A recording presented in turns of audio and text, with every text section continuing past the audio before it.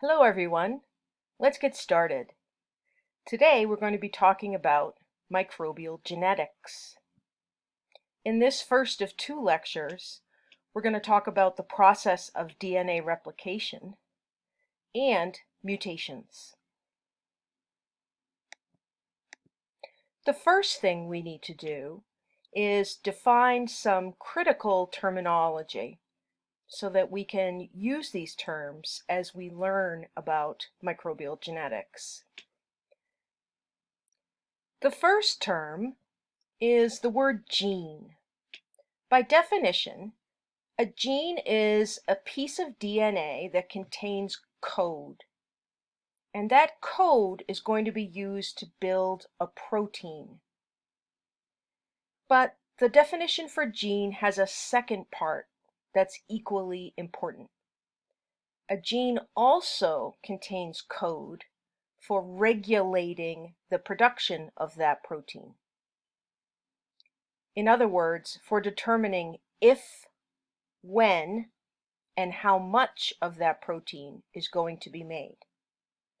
All genes contain two different types of code in them. Code for building a protein and code for regulating how that protein is made. A related term is the term genome. The word genome translates as body of genes. So this term describes all of the genes that are in the DNA molecule in an organism, the collection of all of the genes. Compare that to the word genotype. An organism's genotype also relates to its collection of genes, but it's a little more specific. The genotype is the collection of alleles for the genes that an organism has. Now, if you're not familiar with this word allele, an allele is simply a version of a gene.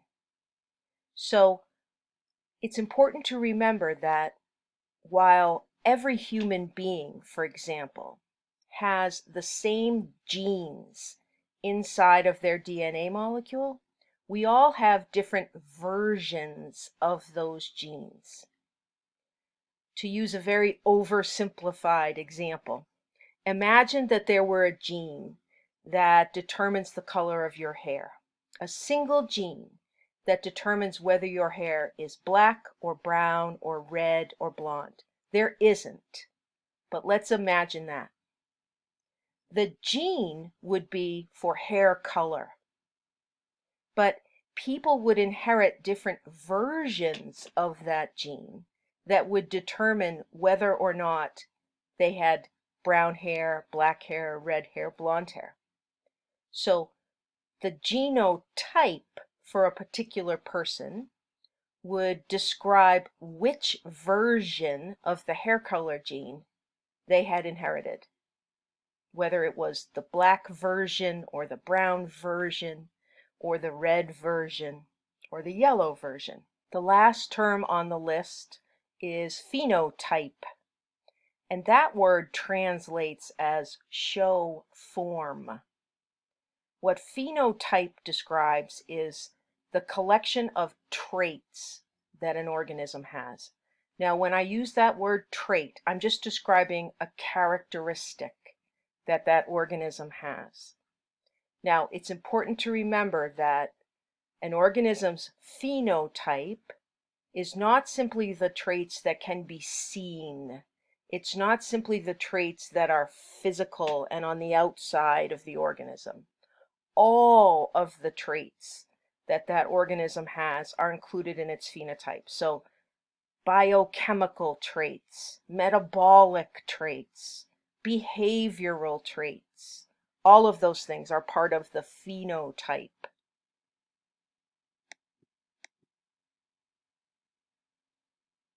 The next thing that we need to talk about is the central dogma of biology. The central dogma is the set of statements that describes the flow of information in a living cell. Another way we describe this is how genes are expressed in a living cell. The central dogma, remember, has 3 statements in it. The first statement says that DNA is used to make RNA through a process called transcription. Then the RNA is used to make protein through a process called translation. And finally, it's proteins that give an organism its traits. Remember, all cells use DNA as their genetic material. If you are an organism and you are living on planet Earth, you use DNA as your genetic material. And there is information in that genetic material that your cells can use to make proteins and give you the traits or the characteristics that make you, you. All cells use DNA. All cells also use the same code in their DNA to build these proteins. When you look at the DNA molecule, particularly when you look at the bases that are jutting off of the 2 strands of DNA, the code is read by the cell, not base to base to base, but in groups of 3 bases. So for every 3 bases, the cell is going to read a code, and that code is for a particular amino acid. And remember, amino acids are the building blocks of protein. We give a name to these groups of 3 bases. We call these codons. All cells use this system.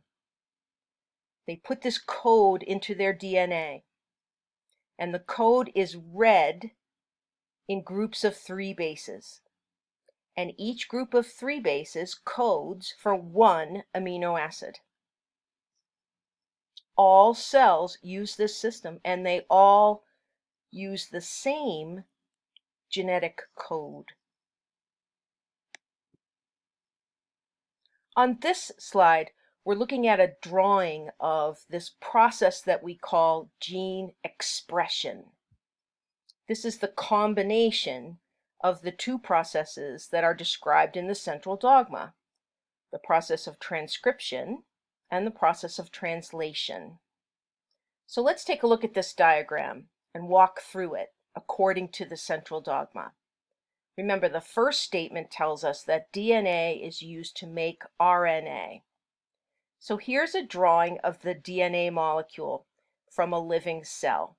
It has 2 strands. Remember, it takes the shape of a double helix. And you'll notice that the 2 strands have been separated in this area, creating sort of a bubble. Now, this represents a gene. There's code in here. Remember, the gene has 2 kinds of code in it. It has the code to build a protein, and it has regulatory code as well. In this drawing, all we can see is the code for the protein. So there are bases jutting off of this strand. They read A, T, G, A, T, C, and so on. Complementary bases are on this strand, T, A, C, T, A, and so on. Only one of these strands has the code to build the protein.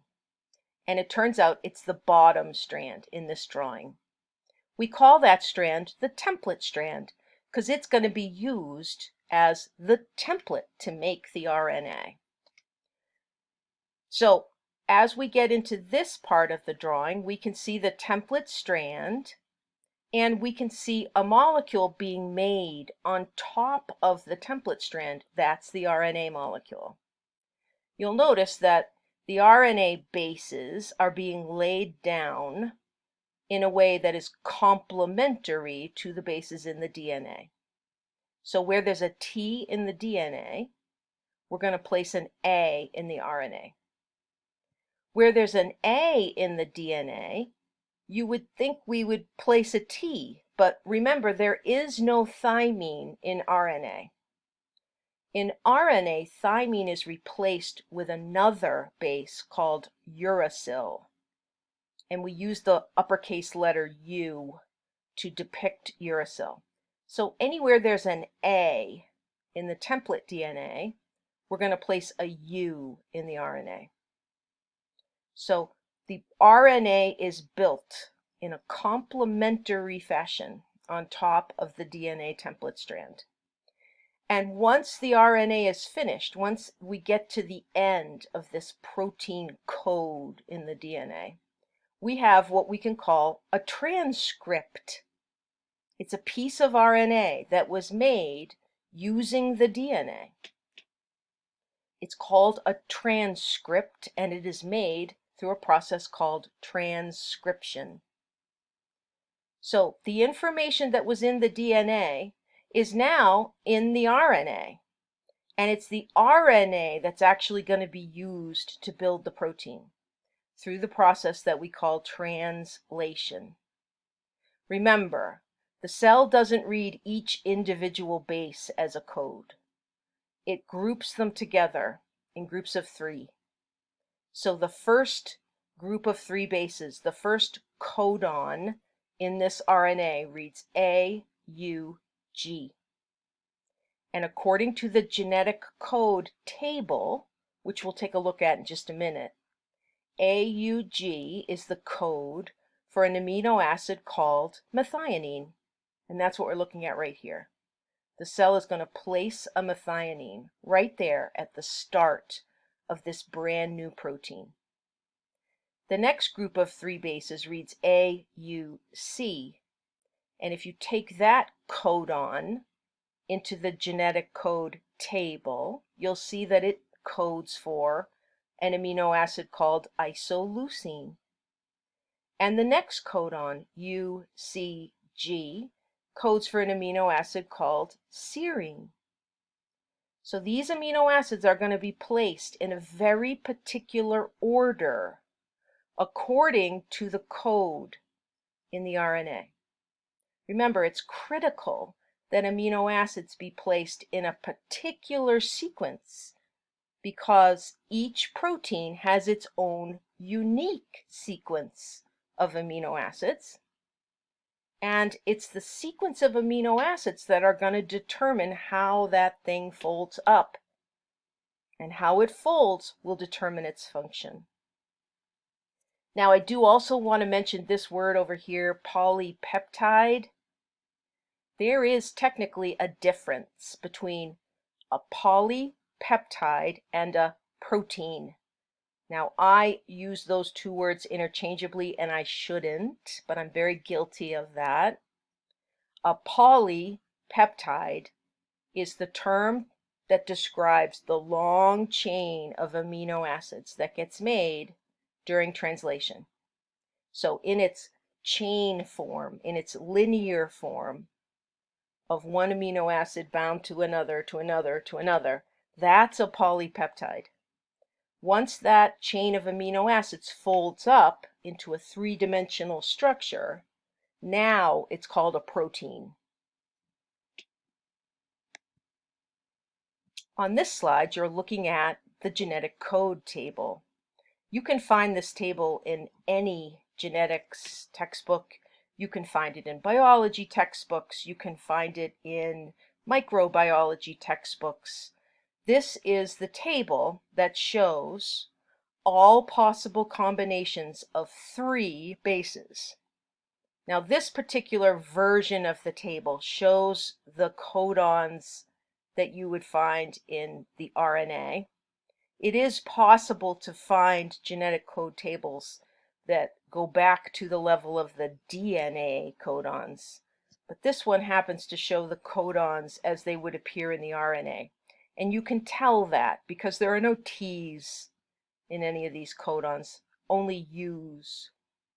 So if you take all 4 of the bases from mRNA, A, U, G, and C, and you make all possible combinations of 3 of those bases, you get this whole table.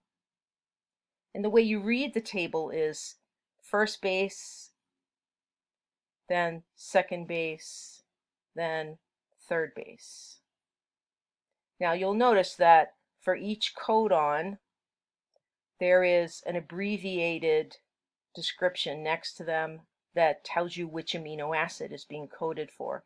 And you'll notice that each amino acid doesn't just have one codon associated with it. The amino acids either have 2 codons or in some cases 4 codons that code for it. This is important. We'll talk about this a little bit more as we discuss mutations. But for now, understand that there's a lot of redundancy in the genetic code. And when I use that word, I'm saying that there's a system in place in the genetic code so that some minor changes inside a codon are not going to change which amino acid is placed there. You'll notice that the changes are in the third base of the codon. So as long as it's a UC something in the codon, the cell is going to place a serine there. That's what SER stands for, the amino acid serine. It can be UCU, it can be UCC, it can be UCA, it can be UCG. It doesn't matter as long as the UC is there in the first 2 positions. The cell will read that as a serine belongs here. So that gives the cell a little wiggle room. In case there are some mutations going on, they won't affect which amino acid gets placed in that position, and that's a good thing. Because if you change the order of the amino acids in the polypeptide, you're going to change the protein. And that means you're going to change the trait. And that's not always a good thing. I want you to notice that there are a couple of special codons in the table. The codon AUG is what we call the start codon. This is the codon that tells the cell, okay, begin here when you're building the protein during translation. This codon, AUG, codes for an amino acid called methionine. So every single polypeptide begins with the amino acid methionine. I also want you to notice that there are 1, 2, 3 codons that are labeled as stop codons. UGA, UAA, and UAG. These are 3 codons that will be read as stop here by the cell. It will keep placing amino acids down the length of the RNA that it is reading, codon by codon by codon, until it hits a stop codon. And when it gets to the stop codon, it tells the cell to stop here. Stop building the polypeptide right here.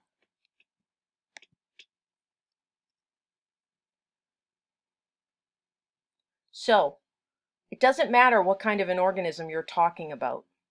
If it lives on planet Earth, it uses DNA as its genetic material, and there's code in that DNA to build protein.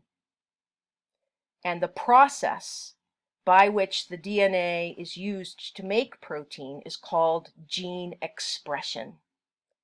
The DNA will be used to make an RNA, and the RNA will be used to make the protein. The protein then creates the traits that the organism has. So it doesn't matter if you're talking about bacteria or archaea or eukarya. The system is the same. So our prokaryotic microbes use the system. Bacteria and archaea. Bacteria and archaea and eukarya also use their DNA for something very different, though.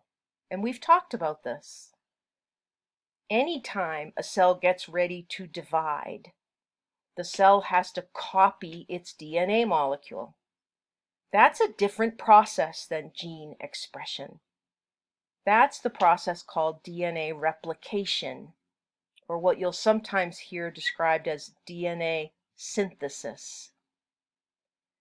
So when a cell is ready to divide, it uses DNA replication to make a copy of its entire DNA molecule. That's a very different process from gene expression. Prokaryotes are going to use their DNA for gene expression. They're going to use their DNA for DNA replication. And they're going to do something else with their DNA. And this third thing is something that eukaryotic organisms can't do. This is a process referred to as horizontal transfer of DNA. Now, when we talk about DNA being transferred from a parent cell to a daughter cell through the process of cell division, that's what we would describe as a vertical transfer from parent to offspring. Recall the process of binary fission where this happens. That's vertical transfer of DNA. Prokaryotic cells are also capable of horizontal transfer of DNA, and that's something you and I can't do. When a prokaryotic cell transfers its DNA to a neighboring cell, a cell it is not related to in any way, that is horizontal transfer. And it's a really important process for prokaryotic microbes because it helps keep the population of microbes diverse in terms of their genetics. Remember, when a prokaryotic cell divides through binary fission, all of its offspring are genetically identical to the parent. That's not a good thing, genetically speaking. You want diversity in DNA. You want organisms in a population to be diverse in terms of their genes and in terms of their traits. It makes them more resilient. But because of the process of binary fission, because prokaryotic organisms reproduce asexually, we don't get this diversity. Horizontal transfer of DNA allows for some diversity to be added back in.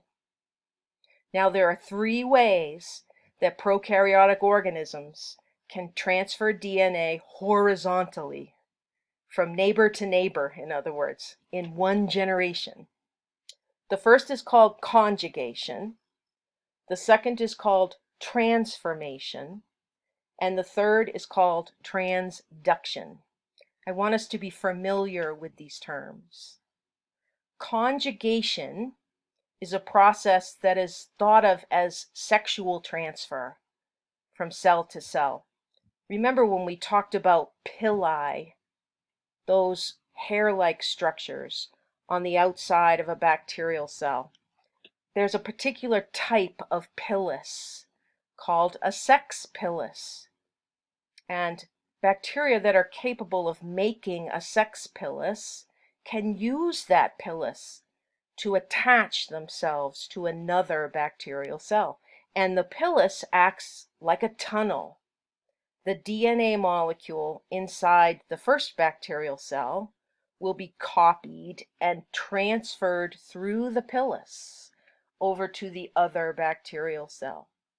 Now, it's important to know that it's not the genome of the first bacterial cell that's being transferred. It's those little pieces of extra DNA. Remember the plasmids? Those are the pieces of DNA that are being horizontally transferred from one cell to another through this process. The second type of horizontal DNA transfer is called transformation. During transformation, a bacterial cell that has died and has started to degrade started to fall apart, will release its DNA into the environment as the cell basically comes apart. Now, those little plasmids, those circular pieces of DNA, will also be released into the environment. There are some cells, some bacterial cells and other prokaryotic cells, that are capable of taking that DNA from the environment and taking it into their own cell. That's a process called transformation, taking in what we call exogenous DNA, DNA that's out in the environment, and pulling it into their own cell. The final process of horizontal transfer of DNA is called transduction. This one is the most complex. It involves a virus. And recall that the virus that infects bacteria is called a bacteriophage. When these bacteriophages infect bacterial cells, sometimes they take a little piece of the bacteria's DNA, and when they exit the bacterial cell and infect another cell, they give that second cell that little piece of DNA that they took from the first. So the virus is doing the horizontal transmission. It's picking up little bits of DNA as it travels from cell to cell to cell, and it is giving that bacterial DNA away. Horizontal transmission of DNA. On this slide, we can see a drawing of the difference between vertical and horizontal transmission of DNA. Again, vertical transfer is just what we normally think of as reproduction. We have some parent cell that is going to go through the process of, say, binary fission, and that's what they're showing us here. You can see that the cell is elongating. This piece of DNA, this circular chromosome, is being copied. The cell will build a diffosome and a septum, and those two copies of the DNA molecule will be separated so that each daughter cell gets her own full copy of the DNA molecule. Remember, the copying process is called DNA replication. Each of these daughter cells has their own complete copy of the parent's DNA. That's vertical transmission from one generation to the next generation. Now compare that to horizontal transfer of DNA. In horizontal, we have two cells that are living as neighbors in the same generation. And we're going to transfer plasmid DNA from one cell to another. So the different forms are conjugation, transformation, and transduction. Conjugation involves that pilus, that sex pilus, and that serves as a tunnel between two cells. Plasmids are transferred through the tunnel. Transformation is the process where cells that have died release their DNA into the environment, and certain bacterial cells, they have to have certain traits to do this, are able to take in those little pieces, those fragments and plasmids inside of themselves. And finally, transduction is the process where a virus is doing this. So in the case of a bacterial cell, that would be a bacteriophage. The bacteriophage picks up a little bit of DNA from one bacterial cell and then carries it to the next cell that it's going to infect.